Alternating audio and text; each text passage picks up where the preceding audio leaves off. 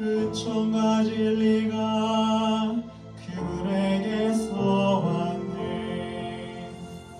할렐루야, 할렐루야, 할렐루야.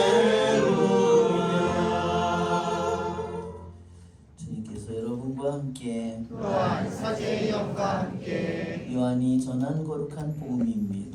주님 영광 받으소서.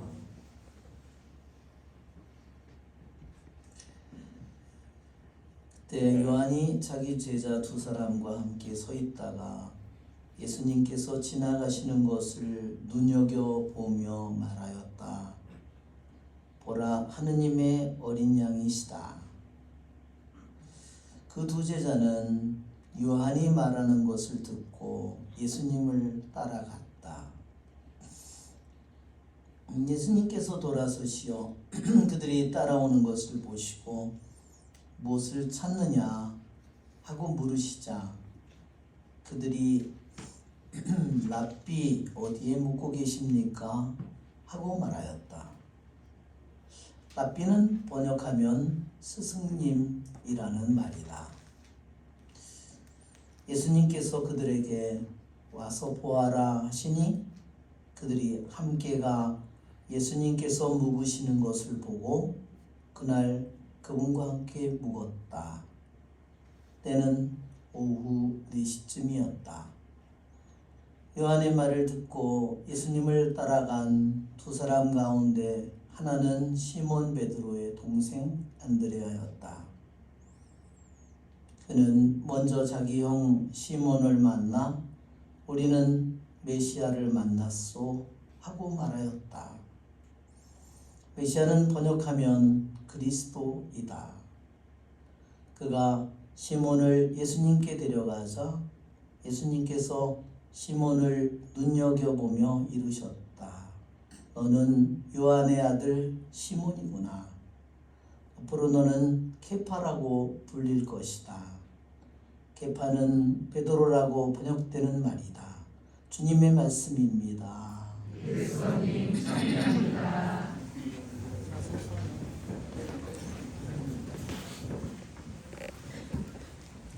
참 예수님,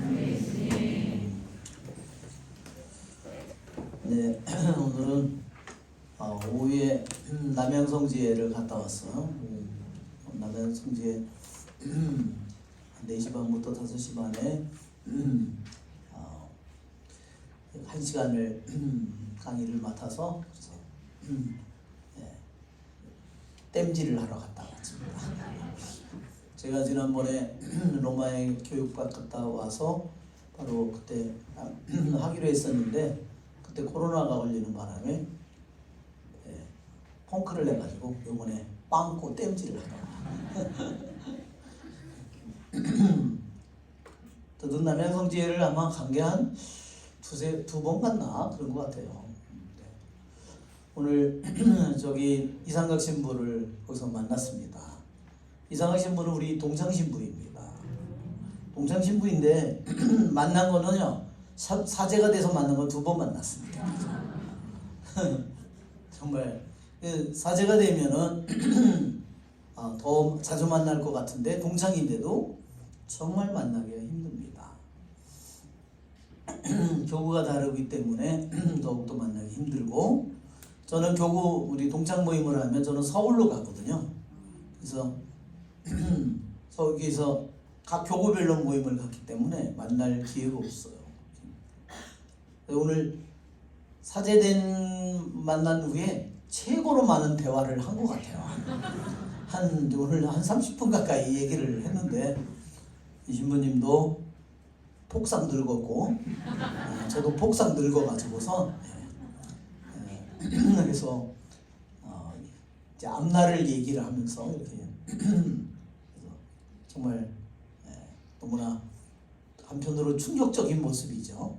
사제에서 구원받고 정말 그때 한번 만나고 이렇게 만났으니 너무나 정말 죽을 때 한번 만날 것 같아요.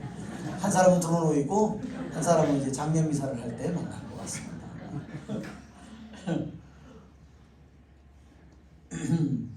그래서 거기는 정말 신부님이 정말로 너무나 많은 일을 해놨죠.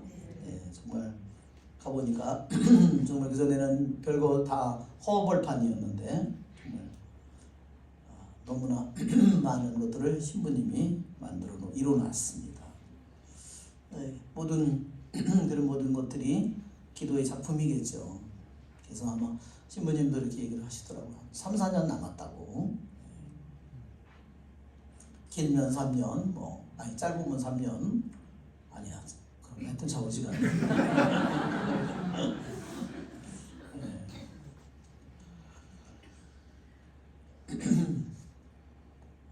그래서 너무 시간이 빨리 지나간 것 같다 이렇게 하고, 그게 거기에는 토요일 날 성령 기도회는 원래는 없었는데 최근에 기도회를 한 달에 한 번 기도회를 한다고 그러더라고요.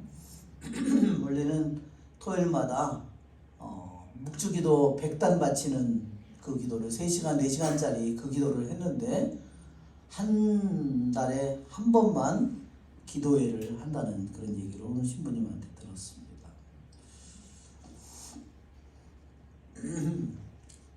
오늘 우리는 오늘 연중 제2주일이죠? 일주일은요 벌써 지나갔어요. 일주일이라는 말은 우리가 잘 못 들어봅니다. 왜냐하면 주님의 공연대축일, 그 다음에 세례대축일, 그쵸?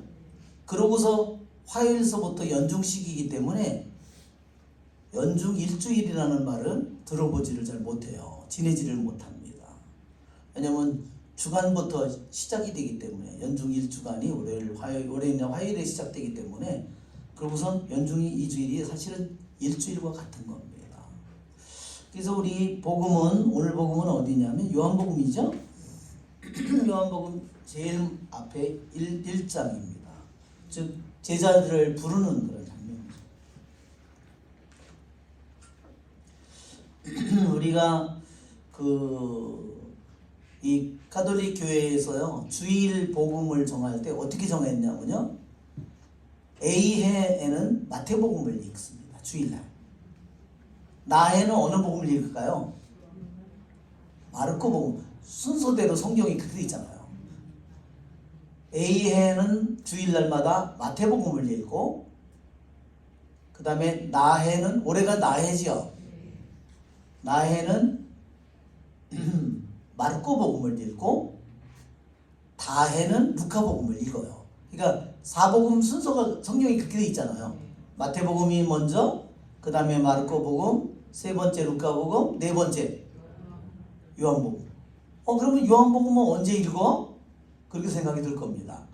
A해는 마태복음, 나해는 마르코복음, 다해는 이제 A해, B해 하다가 다해 하네.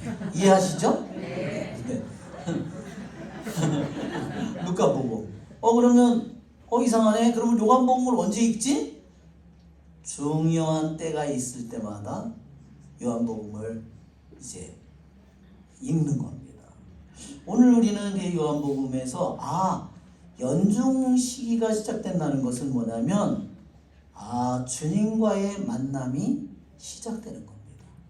주님과의 사순 시기도 아니고 대림 시기도 아니고 성탄 부활 시기도 아니고 연중 시기 첫 번째 주간에 주님과의 만나고 주님의 부르심을 받고 주님과의 제자의 생활을 시작하는 그것이 바로 그래서 요한복음 1장 이 앞부분을 읽는구나.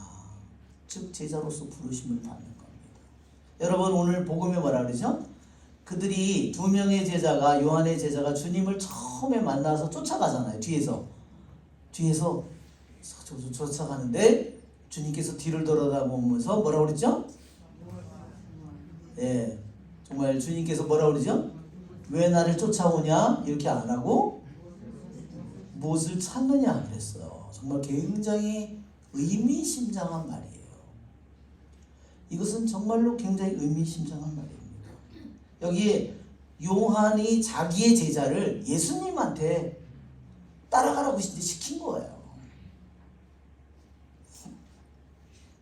그런데요, 한 제자의 이름은 나오는데 다른 제자의 이름은 등장하지 않습니다. 그렇죠? 한 제자는 누구예요? 안드레아요. 다른 제자의 이름을 몰라서 안 썼을까요? 아는데 일부러 안 썼어요. 왜 안 썼을까? 그것은요, 우리 모두를 그 제자의 자리에 세우기 위해서입니다.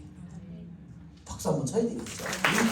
네, 복음의 사도들이 이 성경을 기록한 이 사도 요한이 얼마나 복음을 놀랍게 우리를 초대하는가. 이름이 없는 그 제자가 바로 세상의 끝날까지 이 복음을 읽는 사람을, 우리 한 사람 한 사람을 이 제자의 자리에 초대한 것입니다. 그러니까 따라오는 제자에게 주님께서 누구를 찾느냐 그렇게 말씀하시잖아요. 그렇죠? 누구를 찾느냐. 정말 여러분, 우리의 인생에 나는 뭘 찾고 있을까? 그렇죠? 나는 뭘 찾고 있는가? 저도 어릴 때는 제 짝꿍에게 미쳐가지고 제가 대학생이 될 때까지 헤맸어요.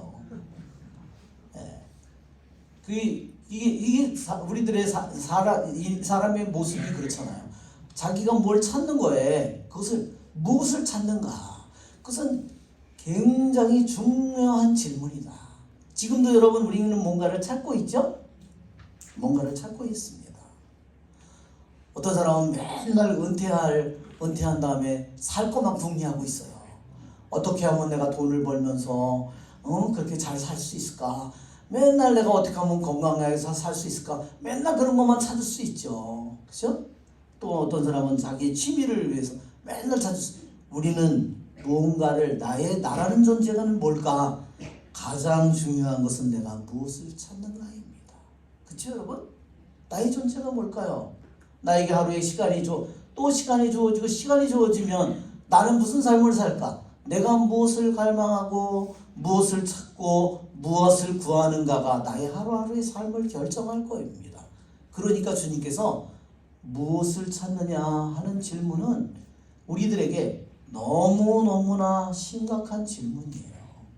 우리에게 너는 어떤 존재냐? 너는 무엇을 쫓아다니는 존재냐? 너는 무엇을 구하는 존재냐? 우리에게 질문하는 것입니다. 여러분, 우리는 내 자신에게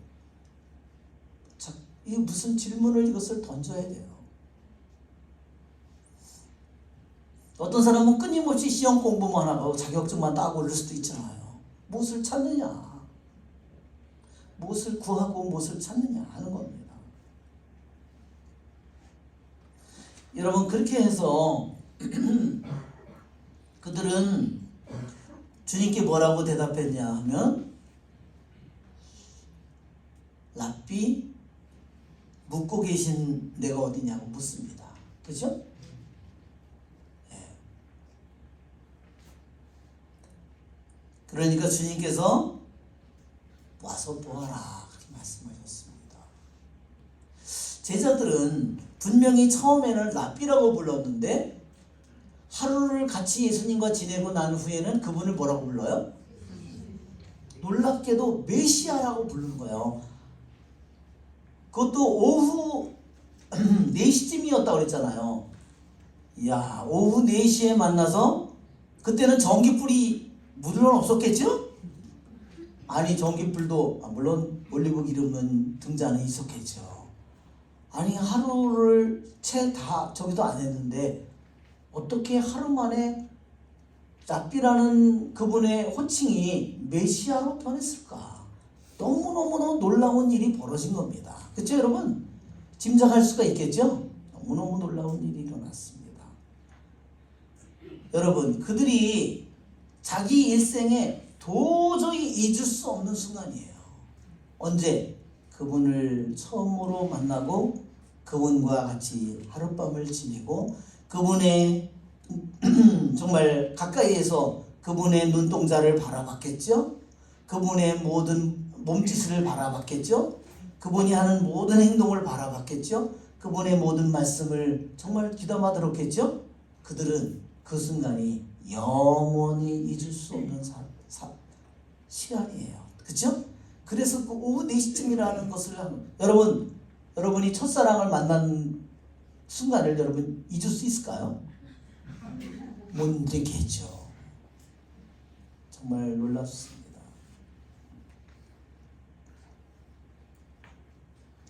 사실은 여러분 우리가 한번 생각해 보면 안드레아가 복음을 또 형에게 가서 전하잖아요. 이것을 생각해 보면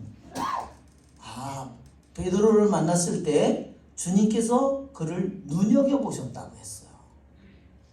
그렇죠? 눈여겨 보셨다. 눈여겨 본다는 것은 굉장히 중요한 말입니다. 그냥 우리가 스쳐 지나갈 수도 있잖아요. 왜 학교에서 우리가 한 학교에서 3년을 중학교, 초등학교 6학년, 중학교, 중고등학교 3년 이렇게 지냈지만 한 번도 말을 해보지 않은 친구들도 많잖아요. 그렇죠? 근데 주님께서 베드로를 만났을 때 눈여겨보셨다고 했습니다. 너무너무나 중요한 말입니다. 그분은 베드로만 눈여겨봤을까요? 아닙니다. 그분은 우리 한 사람 한 사람을 눈여겨보시는 분입니다. 왜? 우리는 이 세상에 당신이 만든 유일한 존재이기 때문에. 그렇죠 여러분?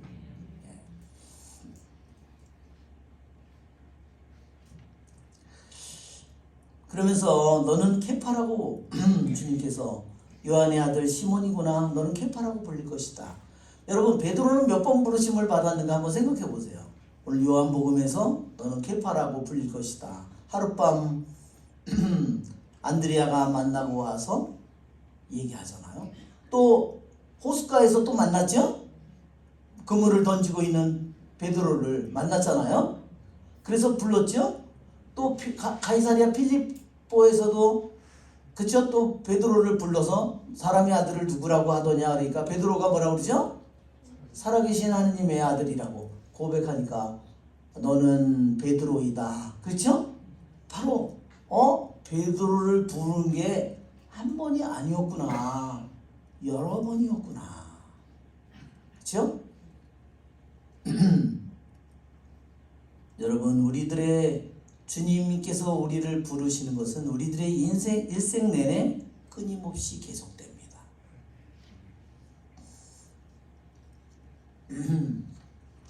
오늘 그래서 이 복음은 우리들에게 예수님의 삶을 따라가는 그래요?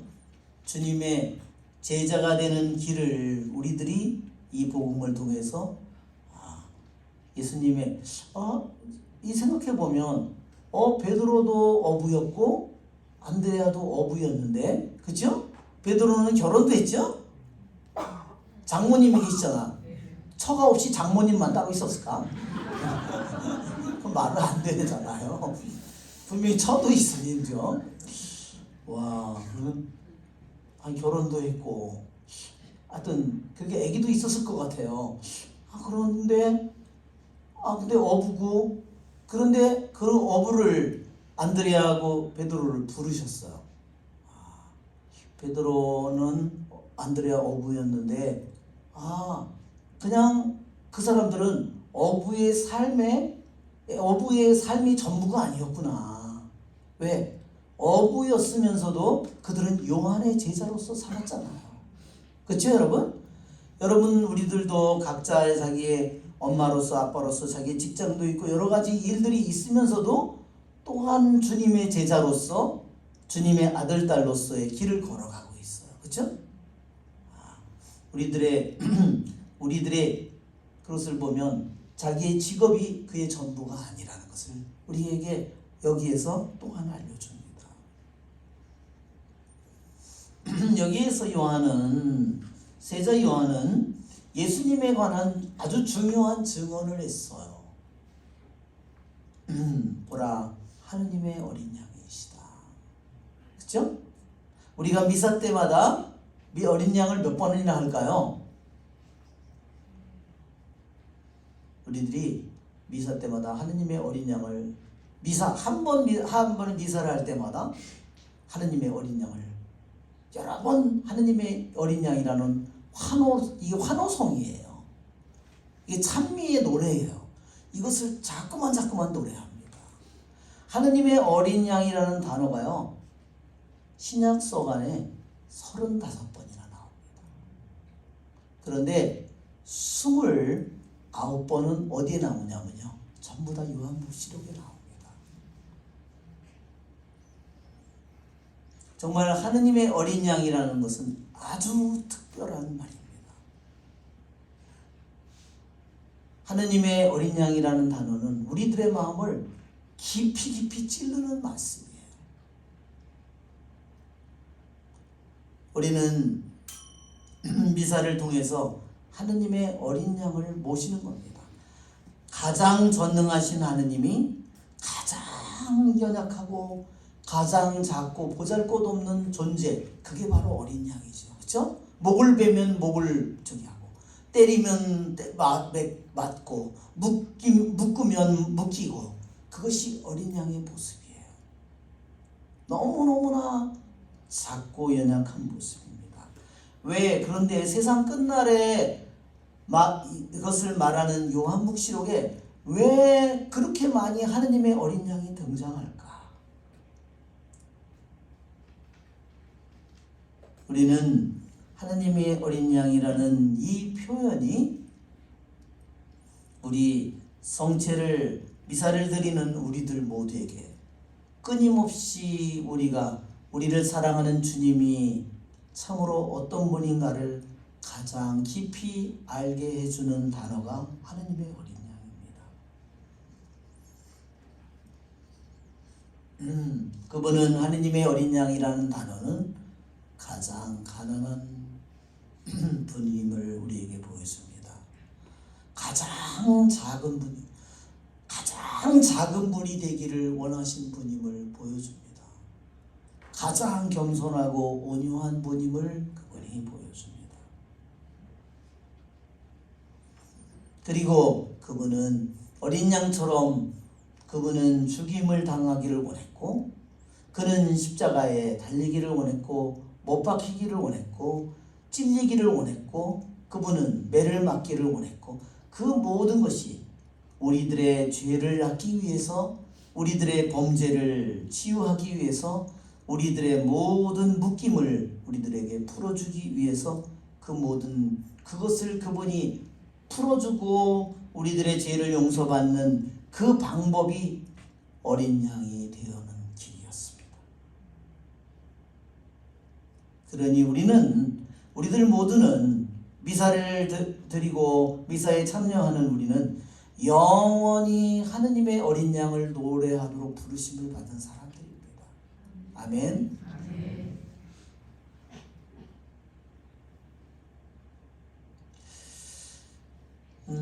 저는 제가 세례를 받고 그냥 교리도 잘 모르고 하느님 말씀도 모르고 이럴 때인데 하느님의 어린 양이라는 노래를 맨날 불렀어요. 내가 왜 그 노래를 왜 불렀을까? 아무 별 생각도 없이 맨날 Agnus Dei qui tollis peccata mundi dona nobis pacem dona nobis pacem. 제가 맨날 그 노래를 부르면서 다녔습니다. 그런데 이 노래가 바로 하느님의 어린 양이라는 노래였어요. 하느님의 어린 양, 세상의 죄를 없애시는 하느님의 어린 양, 주님, 바로 그 노래였습니다.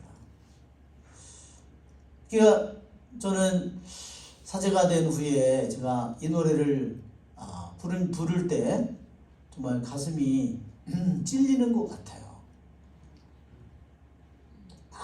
아무것도 모르는 정말 들어있는 생각이나 모두가 세상으로 가득 차 있는 나에게 어떻게 이러한 하느님의 어린 양을 노래하는 사제가 되도록 나를 부르셨을까? 정말 믿어지지가 않습니다. 어떻게 그런 저기를 하셨을까?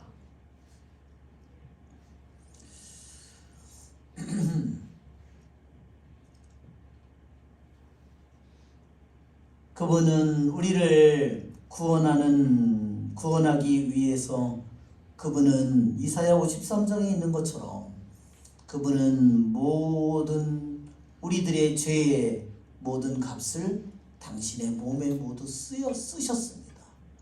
가시로, 못으로, 채찍으로, 그쵸? 우리들의 죄는 다 어디 가서 있을까요? 예수님의 몸에 있습니다. 우리들의 죄는 다 어떻게 용서받을까요? 우리들의 모든 죄가 그분을 찌름으로써, 우리들의 모든 죄가 그분을 못 박음으로써, 우리의 모든 죄가 그분의 가시관을 씌움으로써 그분은 우리들의 죄를 용서해 주셨기 때문입니다.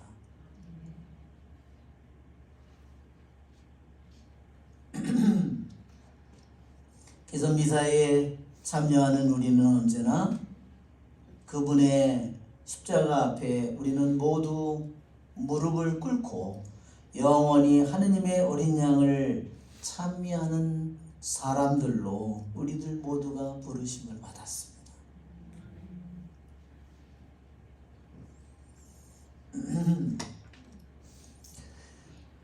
오늘 독서의 말씀에는 사무엘이 처음으로 하느님의 부르심을 받는 장면이 등장합니다.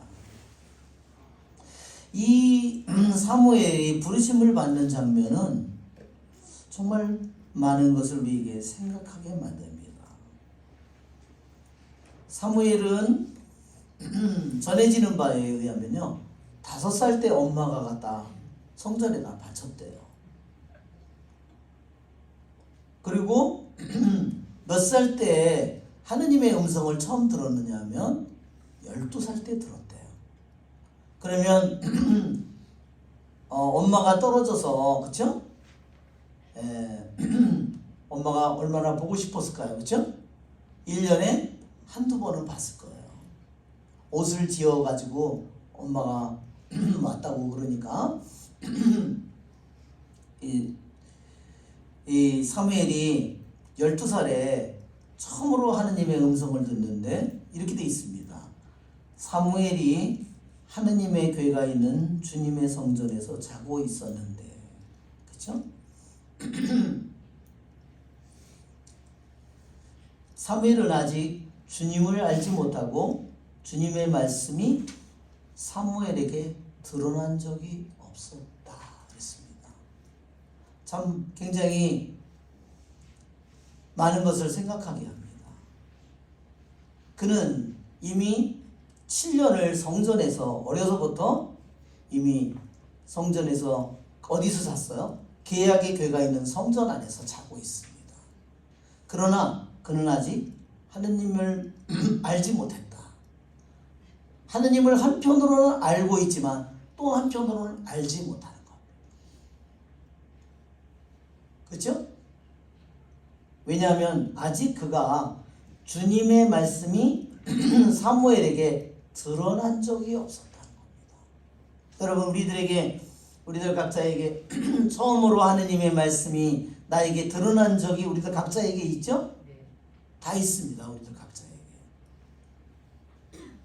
그 순간을 여러분 우리가 잊을 수 있을까요? 아마 잊지 못할 겁니다.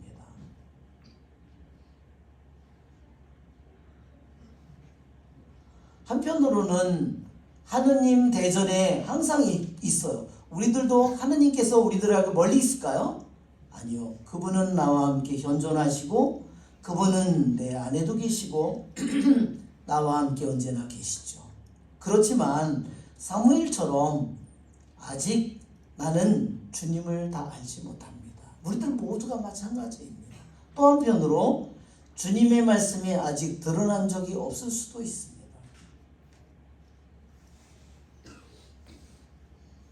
그냥 성경이니까 읽을 수도 있고 하느님의 말씀이니까 우리들이 하느님의 말씀이라고 생각할 수도 있습니다. 그러나 어느 때는 하느님의 말씀이 우리에게 개인적으로 나에게 말씀하십니다. 그렇죠? 그게 하느님의 말씀이 나에게 드러나는 순간이에요. 여러분, 이 순간이 얼마나 중요한 순간일까?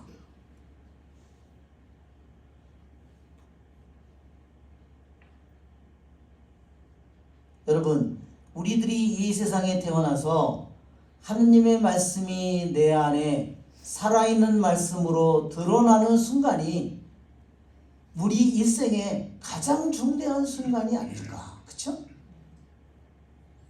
여러분, 바로 베드로와 안드레아가 하느님의 말씀을 듣는 순간에 오늘 복음에 있는 것처럼 레위가 하느님의 말씀을 듣는 순간에 나를 따라라 하는 순간에 그는 평생 자기가 떠나지 못했던 죄의 자리를 박차고 일어나잖아요.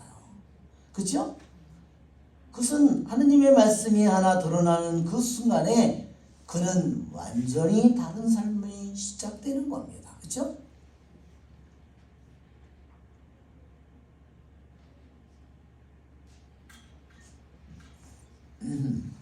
여러분, 우리는 그래서 내가 공부도 해야 되고 일도 해야 되고 여러 가지 돈도 벌어야 되고 여러 가지 수많은 일도 해야 되지만 그것은 인간으로서 내가 마땅히 해야 할 일들이겠죠.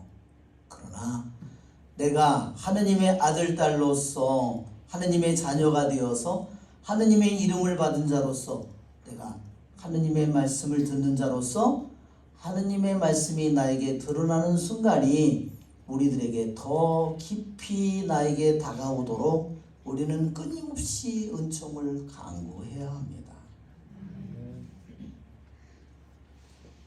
12살에 사무엘이 하느님의 말씀이 드러난 이후에 사무엘의 사고방식은 생각은 어떻게 변했을까? 한번 생각해 보십시오.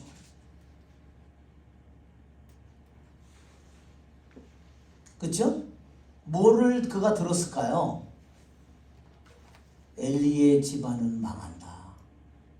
이미 자기는 너무 어린 나이인데, 그렇죠? 그리고 자기는 성전에서 자고 있지만 사제로서 수업을 하고 있지만 엘리의 두 아들이 버티고 있는데 자기가 그 일을 물려받을 가능성은 없어요. 보조자로서는 일할 수 있겠죠. 그런데 주님께서는 12살의 이 사무엘에게 엘리의 집안은 망한다. 그죠? 그것을 들려줬습니다. 언젠가 이루어질지는 모르지만 주님의 말씀이 절대로 땅에 떨어지지 않으리라는 거. 하느님의 말씀은 반드시 이루어진다는 것을 그는 믿게 됐겠죠. 그는 그의 모든 이때까지 그가 가졌던 모든 지식, 그가 가졌던 그의 경험, 그가 가졌던 모든 것들은 이제 완전히 새로운 차원으로 변했습니다. 그렇죠?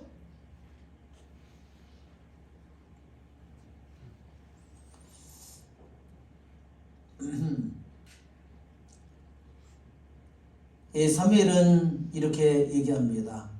저 여기 있습니다. 이렇게 대답하죠. 그래서 여러분 우리가 사제서품식에도 보면 후보 서품, 부재 서품을 받을 후보자 호명을 합니다.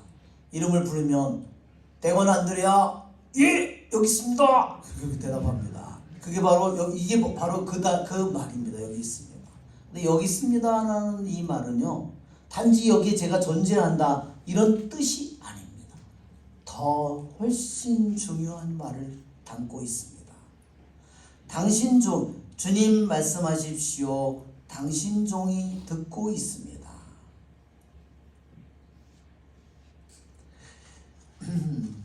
여러분, 주님께서 구약 성경에 가장 커다란 성경에 그 많은 말씀이 있지만 가장 으뜸 가는 계명을 얘기할 때 신명기 6장 4절을 얘기하죠. 첫째 가는 계명은 바로 이것이다. 들어라 이스라엘아. 히브리어로요. 첫 단어가요. 우리말로는 이스라엘아 들어라 이렇게 번역했는데요. 히브리 말로는요. 셔마가 첫째 단어입니다. 셔마 이스라엘 이렇습니다. 얘기합니다. 얼마나 중요한가. 제일 중요한 단어가 들어라입니다. 들어라. 여러분, 누구의 말을 듣는 건가요? 하느님의 말씀을 듣는 겁니다.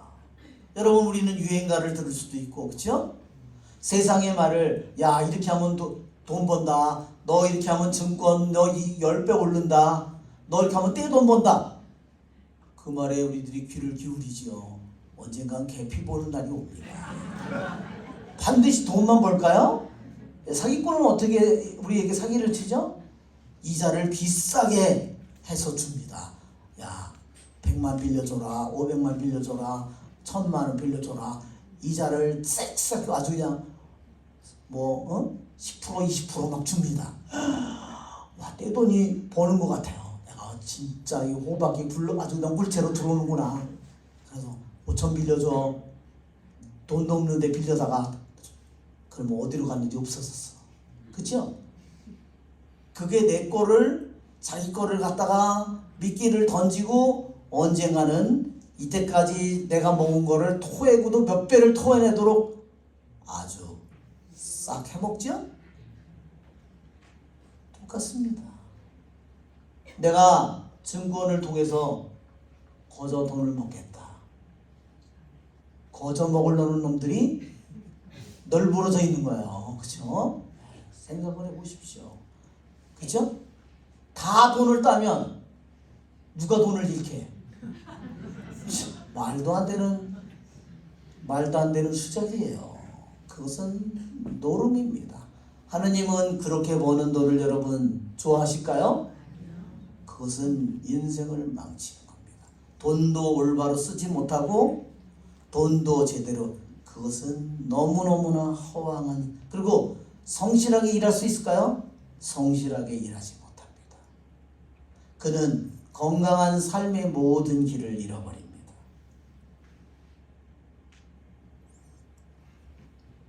여러분, 우리는 주님께서 우리에게 들어라 그렇게 말씀하십니다.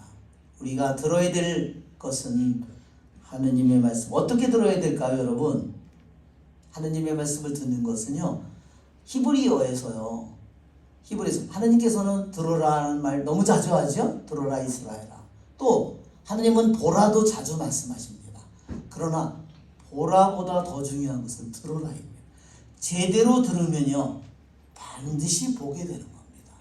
히브리어에서요 들어라라는 말은요 무슨 말과 똑같은 말이냐면요 순종한다는 말하고 똑같은 단어입니다. 샤마라는 말이. 그래서 샤무엘입니다. 샤무엘. 즉 하느님께서 들으신다 이런 뜻이에요. 엄마는 하느님께 청했고 하느님께서 그것을 들으셨다는 말입니다. 그게 사무엘이란 하느님께서 들으셨다 그거예요. 여러분 한번 생각해 보세요. 수십 년을 기도를 했는데 하느님께서 들으셨을까요? 못 들으셨을까요? 들으셨죠. 여러분 그거보다 더 강력한 힘이 어디 있겠습니까? 자, 들어라. 그 들어라라는 이 말은요 단지 우리들이 오늘날 생각할 때는 귀로 듣는 것 같지만요 히브리어에서는 듣는다라는 샤마라는 단어가 순종이라는 단어와 똑같은 단어예요. 같은 단어입니다. 순종하다. 들었는데 순종하지 않는 것은 뭘까요? 주님의 말씀을 듣기는 들었는데 자기가 생각을 안 바꿔, 삶을 안 바꿔, 자기의 사고방식을 안 바꿔 그는 영원히 하느님께 순종하는 길을 갈 수 없어요. 그렇죠? 그러니까 하느님의 말씀을 듣는다는 것은 단지 귀로 듣는다는 것을 의미하는 것이 아니라 들은 그 말씀을 자기가 기꺼이 그 말씀을 이루기 위해서 자기의 온 삶을 투신하는 겁니다. 자기가 버릴 거를 버리고. 그렇지 않은 사람 한번 생각해 보세요. 듣기만 하고 자기를 속이는 사람이 되지 말라고 야고보 사도가 말합니다. 그런 사람은 듣기는 듣는데 죽을 때까지 따라 하지를 않아요. 죽을 때까지. 그러면 뭐 어떤 사람이 될까요? 불순종하는 영혼으로서 죽는 겁니다. 여러분 우리가 이사야 1장 9절에 이렇게 있습니다.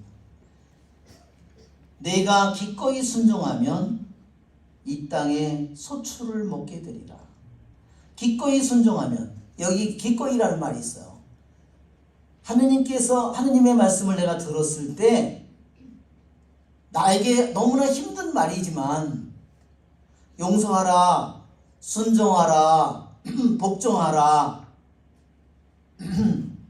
주님께서 나에게 그 말씀을 주셨을 때 내가 그 말씀을 이루려면요, 내가 기꺼이 내가 그분의 말씀을 따를 결심을 해야 돼요. 내가 따를 결심, 그런 마음이 없어. 그럼 며칠 하다가 그만둬요. 그는 하느님의 말씀을 기꺼이 받아들일 마음이 없어요. 뭐 때문에 그럴까요? 자기의 생각 때문에, 자기의 뜻 때문에, 자기의 욕심 때문에. 여러분, 하느님의 말씀이 그런 사람에게 하느님의 말씀이 위예요? 자기 말씀이 위예요? 자기 말이 위지. 자기 뜻이 위지. 하느님의 뜻이 위예요? 자기 뜻이 위예요? 자기 뜻이 위죠. 그러니 영원히 순종이 되지 않습니다. 그래서 이사야 1장 19절에 내가 기꺼이 순종하면, 기꺼운 마음으로 내가 많은 손해를 보더라도, 내가 많은 친구를 잃는다 하더라도, 내가 내 모든 손해를 본다 하더라도 기꺼이 그분의 말씀을 받아들이려고 하게 될 때 그분은 우리에게 약속하셨어요. 뭐를? 너는 이 땅에 소출을 먹게 되리라. 여러분, 우리들이 볼 때는 이 땅에 소출이면 뭐 별거 아니네 이렇게 생각할 수도 있습니다. 그러나 원래 그 규정은 뭐냐면 이 땅에 좋은 것을 먹게 되리라. 여러분, 그것은 숨겨진 만나와 같은 거예요. 하느님의 말씀을 기꺼이 순종할 때 하느님께서 이 땅에서 사는 동안 우리에게 주실 수 있는 모든 축복을 우리들이 맛보게 되리라는 겁니다. 보고 맛들여라. 그렇죠? 주님께서 그랬잖아요. 보고 맛들여라. 맛보고 깨달아라 그러잖아요. 그러나 기꺼이 순종할 마음이 없는 사람은 영원히 주님의 말씀과 하나가 되지 않습니다. 여러분, 이사야 1장 19절 기꺼이 순종하면 이 땅에 소출을 먹게 되리라가 아니라 이 땅에 좋은 것을 너는 먹게 되리라. 이 땅에서 하느님이 주실 수 있는 가장 좋은 것을 우리는 이 지상에서부터 하느님의 선하심과 하느님의 모든 축복을, 하느님의 영원을 이미 이 세상에서부터 우리가 맛보게 되리라는 겁니다. 그러니 여러분, 기꺼이 순종하는 사람에게 얼마나 많은 축복이, 소출이, 가장 좋은 것이 얼마나 많이 준비되어 있을까. 그렇죠 여러분? 그 모든 것이 여러분의 것이 되기를 바랍니다.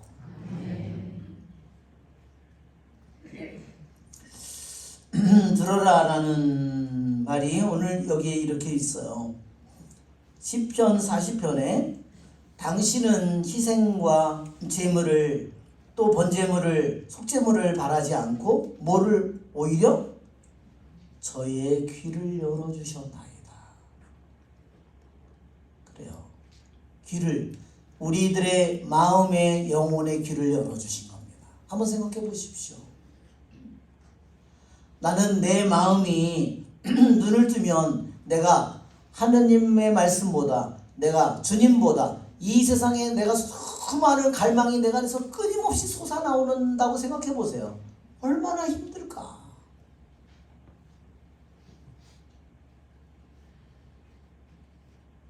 그러면 하느님의 말씀을 귀그리고 하느님의 말씀에 귀 기울일 수 있는 힘을 어떻게 됐어요? 잃어버렸겠죠? 왜? 자기의 마음속에서 갈망하고 찾고 구하는 것이 전부 다 세상 것만 자기 안에서 끊임없이 자기 안에서 솟아나와. 여러분, 그 영혼이 얼마나 힘들까.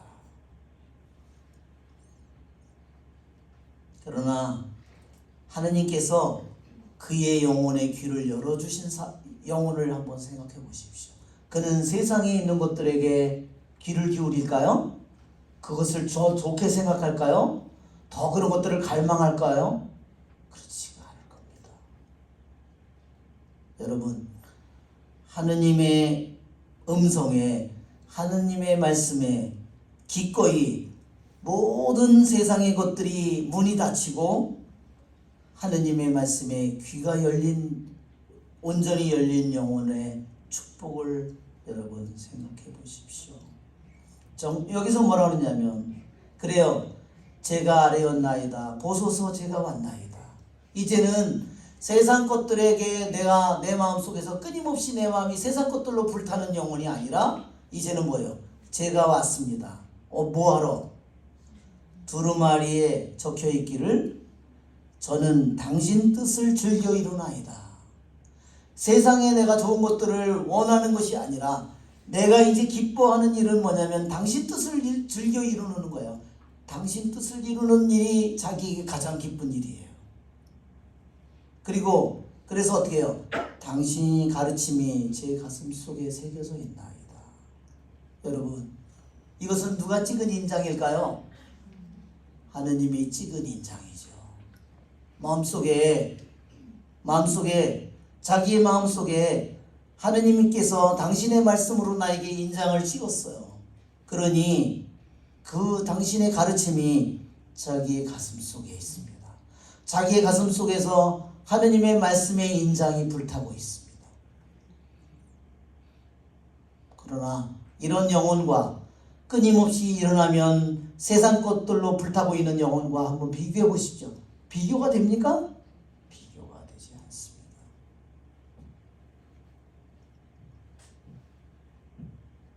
정말 시편 40편은 바로 사무엘이 12살에 하느님의 음성을 듣고 하느님의 말씀이 그에게 드러났고 이제 주님께서 이 어린 사무엘의 귀를 열어주셔서 이제 그에게 가장 기쁜 일은 주님의 뜻을 이루는 일이고 주님의 가르침이 그의 마음속에 새겨져 있습니다. 그의 영혼이 세상을 떠돌아다닐까요? 세상의 좋은 것들에, 그렇죠?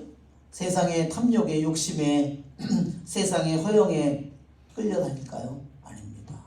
그는 세상에 속한 자가 더 이상 아닙니다. 여러분, 그런 사람이 되도록 그분께서 우리를 부르셨습니다. 그래서 우리가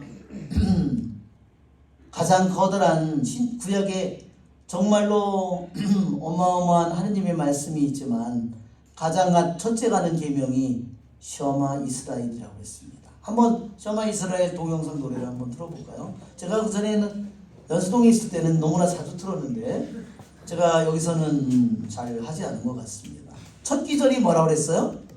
셔마입니다. 들어라 이스라엘아. 이스라엘은 우리 한 사람 한 사람을 가리킵니다. 동영상, 네, 동영상, 셔마의 동영상.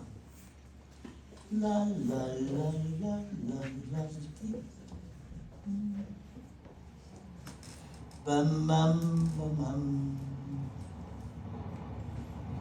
예, 이 노래 사람이 막 바닷가에서 막 춤을 추면서 막 우리 저기 하는 것처럼 그런 노래.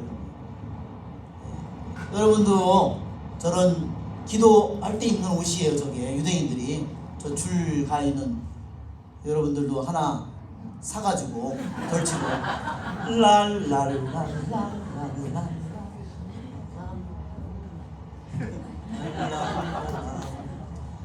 셔마. 왜 노래 소리가 안 나온다? 소리가 안 나오는 거야 지금. 이제 나오네. 이제 하죠?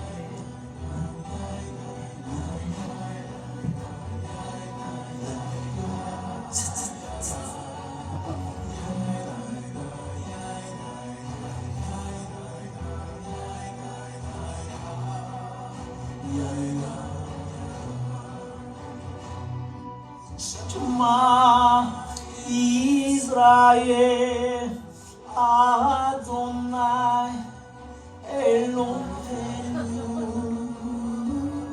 아도나이 엘로헤inu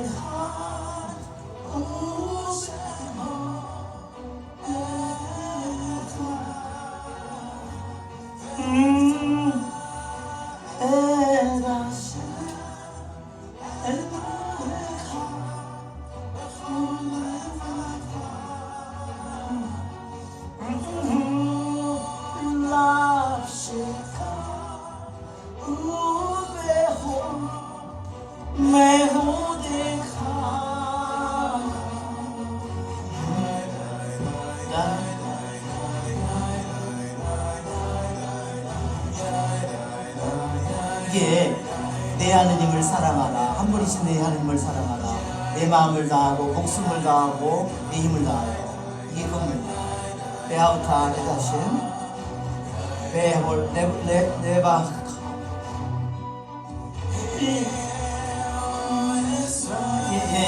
네, 이제 그만해도 될 것 같습니다.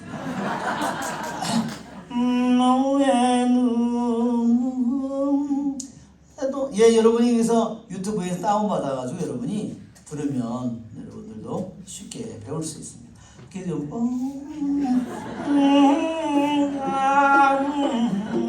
우베홀랍셰카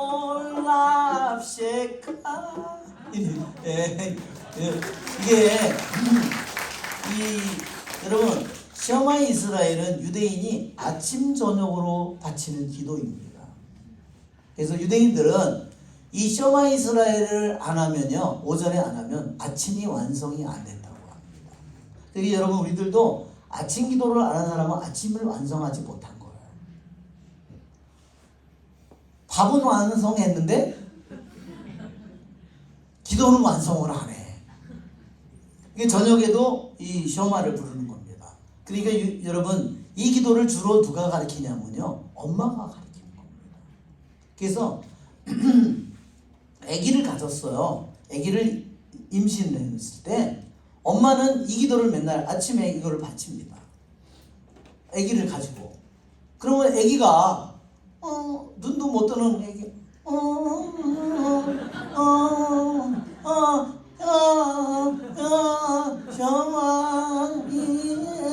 애들은 속에서부터 이게 배우는 겁니다. 이렇게. 그러니까 저절로 기도가 저절로 하는 거죠. 이게 태어나면 아이가 그냥 거의 본능적으로 기도를 배우게 되는 겁니다. 그래서 유대인들은 그래요. 유대인들이 다른 민족하고 결혼을 하면요, 엄마가 유대인이 아니면 자녀를 유대인이라고 잘 인정 안 해준답니다. 왜냐하면 모든 기도를 엄마가 잉태하는 때부터 그 아이를 젖을 먹이고 기르고 할 때마다 모든 기도를 엄마가 하는 거예요. 셔마 이스라엘 아도나이, 아이가 저절로 그냥 그 기도를 다 배우는 겁니다. 그러니까 여러분 우리들도 막 사제를 위한 기도 무슨 기도 다 바치잖아요. 그리고 애가 엄마의 뱃속에서 있으면 그 기도를 다 듣는 겁니다. 영의 그 귀가요, 다 듣는 겁니다. 영으로요, 아이가 귀를 듣는 것뿐만 아니라요, 엄마의 마음까지도 다 읽는 겁니다. 지난번에 어떤 아이가 한 5살짜리 아이가 기도를 받는데요, 너무 정서불안이었어요. 근데 그 엄마 기도 받을 때 그러더라고요. 우리 엄마는 내가 잉태되었을 때 한 번도 나를 바라본 적이 없다고. 정말 소름 끼쳤어요. 아기가 엄마의 뱃속에 잉태된 너무나 작은 거잖아요. 그쵸?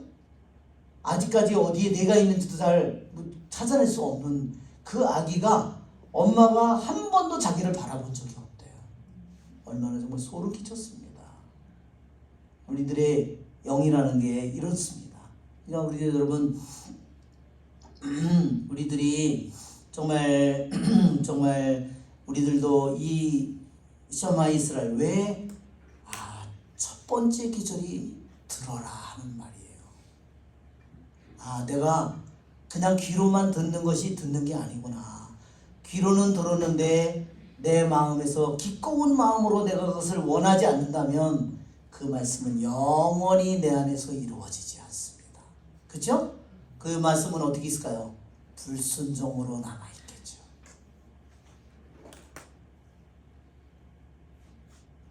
내 안에 열매 맺지 않는 말씀으로 영원히 남아있겠죠. 그래서 우리는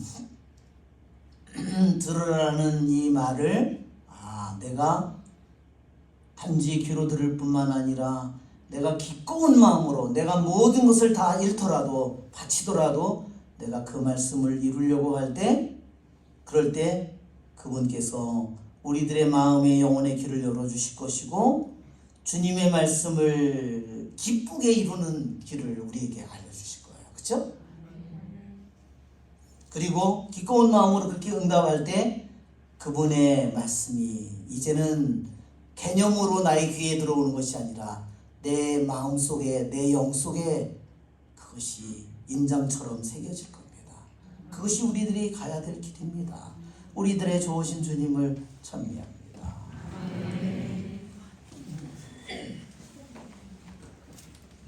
389번입니다. 389번입니다.